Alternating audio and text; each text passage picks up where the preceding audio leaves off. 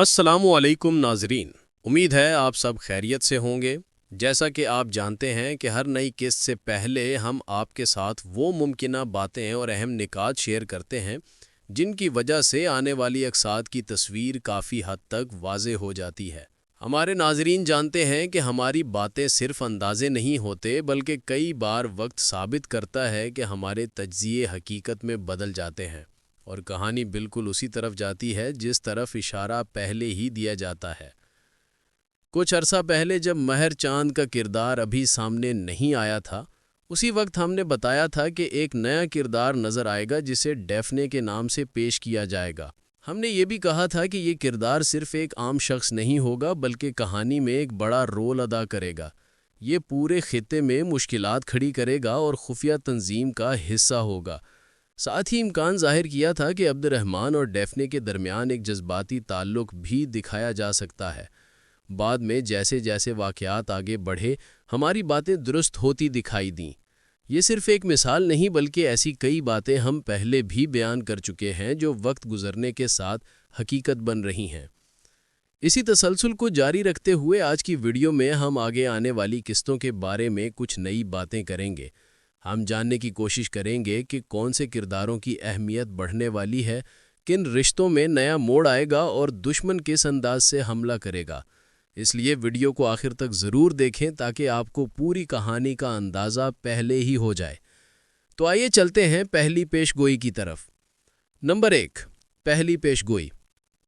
जैसा कि आपने ट्रेलर में देखा कि फ्लेवियस फातिमा को नाइट टेम्पलर्स के सिपाहियों से बचाता है और फिर निकाब हटाकर अपनी असली शनाख्त जाहिर करता है।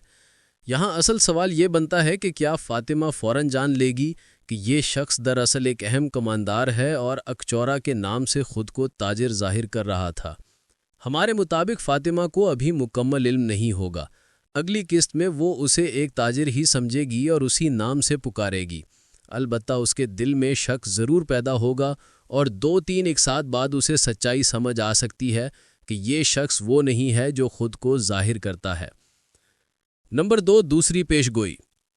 अब बात करते हैं फातिमा और यगीद के मुमकिना रिश्ते की। सवाल ये है कि क्या फातिमा इस निकाह को कबूल करेगी? हमारे ख्याल में ऐसा नहीं होगा। या तो फातिमा खुद मना कर देगी या कहानी में कोई ऐसा वाक़या पेश आएगा जिसके बाद ये रिश्ता आगे जाते हुए रुक जाएगा। इसके साथ एक और इम्कान भी मौजूद है कि फ्लेवियस मुस्तकबिल में इस्लाम कबूल कर ले और यूं फातिमा के साथ शादी का रास्ता भी खुल सकता है।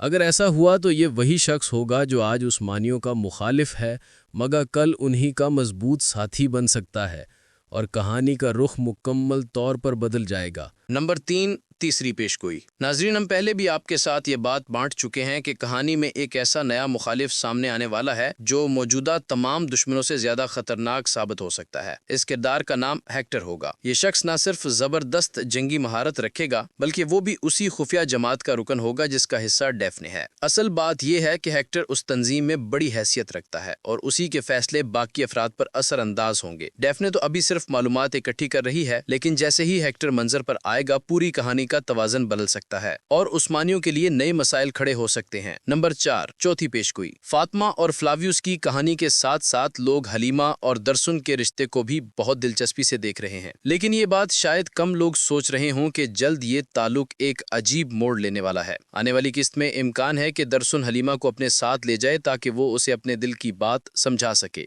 अगर ये मंजर ना दिखाया गया तो दूसरा इम्कान ये है कि रिश्ते की बात पर दरसुन के मुकाबले में खड़े शख्स के साथ बड़ा झगड़ा होगा और मामला कबायली कानून तक जाएगा। इस सूरत में दरसुन को बंद भी किया जा सकता है। इस वाक़े के बाद हलीमा और दरसुन के दिल में छुपे जज्बात ज्यादा शिद्दत इख्तियार कर सकते हैं और उनके रिश्ते में नया रुख पैदा होगा। नंबर 5, बादशाह या शहनशाह पर हमला करने वालों को तलाश करने का काम इब्तिदा में फ्लावियस के हाथ में आएगा, लेकिन कुछ ही अरसे बाद ओरहान बे भी उन्हीं सुरागों तक पहुंचेंगे। इस तरह दोनों एक ही मकसद के लिए कोशिश करते दिखाई देंगे। नंबर 6, नाइट टेम्पलर्स की अगली चाल भी खासी खतरनाक होगी। वो बूरसा का मुहासरा करने वाले والے عثمانی سپاہیوں پر اچانک دھاوا بولیں گے، ان کے جنگی ساز و سامان کو نقصان پہنچائیں گے اور محاصرہ ناکام کرنے کی کوشش کریں گے۔ خیال کیا جاتا ہے کہ اس کارروائی کے پیچھے بھی ہیکٹر کا ہاتھ ہوگا۔ اس جھڑپ کے بعد ہیکٹر براہ راست بورسا کے تکفور سے ملاقات کرے گا اور ممکن ہے اگلی سازشیں وہیں سے ترتیب دی جائیں۔ نمبر 7، اب جبکہ ڈیفنے قبیلے میں جگہ بنا چکی ہے تو وہ اندرونی کمزوریاں جاننے کی کوشش کرے گی، قبائلی معاملات کو قریب سے دیکھے گی اور آہستہ آہستہ عبد الرحمن کے دل میں جگہ بنانے کی کوشش جاری رکھے گی تاکہ وہ اس کے ذریعے قبیلے کی ہر بات جان سکے۔ اگلے حصے میں امکان ہے کہ صلیبی نائٹس فاطمہ خاتون کو نشانہ بنائیں، یعنی پہلا حملہ فاطمہ پر ہوگا، پھر منظر میں فلاویوس داخل ہوگا اور اسے بچانے کی کوشش کرے گا۔ ہمیں لگتا ہے کہ فلاویوس سب سے پہلے قلعے تک پہنچنے میں کامیاب ہوگا اور اسے اندازہ ہو جائے گا کہ یہ حملہ عام لوگوں کا نہیں بلکہ نائٹ ٹیمپلرز کا ہے۔ اسی کے بعد پہلی مرتبہ فلاویوس اور اورہارن ایک ہی محاذ پر دشمن کا مقابلہ کرتے دکھائی دیں گے۔ یہ اتحاد شاید وقتی ہو لیکن اس سے پرانی دشمنیاں کچھ کم ضرور ہو سکتی ہیں۔ اب کرداروں کے بارے میں ایک اور اہم بات، اس ڈرامے کے 2 اداکار کچھ وقت تک آپ کو نظر نہیں آئیں گے۔ پہلے اداکار کائی نماز ہیں جنہیں ابتدا میں صرف 2 قسطوں تک دکھایا گیا اور پھر کہانی سے الگ کر دیا گیا۔ چونکہ ان کا کردار زیادہ مضبوط نہیں تھا اس لیے شاید ناظرین نے اتنا غور بھی نہیں کیا۔ البتہ سوشل میڈیا پر یہ خبریں گردش کر رہی ہیں کہ وہ واپس نہیں آئیں گے۔ پھر بھی ہمیں تھوڑی سی امید باقی ہے کیونکہ انہوں نے اب تک مہمہ بزداق کو انسٹاگرام پر انفالو نہیں کیا، جس سے لگتا ہے کہ امکان ابھی ختم نہیں ہوا۔ دوسرے اداکار احمد الگن سنار جنہوں نے حال ہی میں سیریز میں قدم رکھا تھا وہ بھی کچھ عرصے تک نظر نہیں آئیں گے۔ اس کی وجہ یہ بتائی جاتی ہے کہ وہ شوٹنگ کے دوران زخمی ہو گئے تھے۔ کہا جا رہا ہے کہ اگلی 4 یا 5 قسطوں تک کنترالی کا کردار سامنے نہیں آئے گا۔ اگرچہ یہ خبر مداحوں کے لیے ناخوشگوار ہے مگر امید ہے کہ واپسی پر ان کے کردار کو پھر سے نمایاں دکھایا جائے گا۔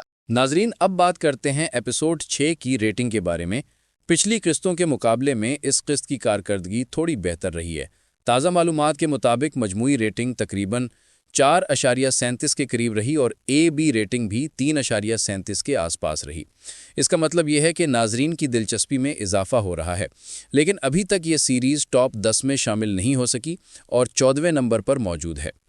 دوسری طرف سلطان محمد نے بہتر پرفارم کیا اور 9ویں نمبر تک پہنچ گیا۔ یہاں سے ایک بات صاف سمجھ آتی ہے کہ دونوں ڈراموں کے درمیان ایک مقابلہ جاری ہے اور شائقین دونوں کو بڑی دلچسپی سے دیکھ رہے ہیں۔ اب دیکھنا یہ ہے کہ آنے والے ہفتوں میں کس کا پلہ بھاری رہتا ہے۔ ناظرین، اگر ہم پروڈکشن پر ایک نظر ڈالیں تو یہ بات واضح نظر آتی ہے کہ کرولش اور ہان پر بہت بڑی سرمایہ کاری کی جا رہی ہے۔ چاہے جنگی منظر ہوں یا تاریخی محلات کا ماحول، ہر جگہ ٹیم نے خاص محنت کی ہے۔ کرداروں کے لباس اور سیٹ بھی اس طرح دکھائے جا رہے ہیں کہ پہلے ایسا صرف بڑی فلموں میں دیکھا جاتا تھا۔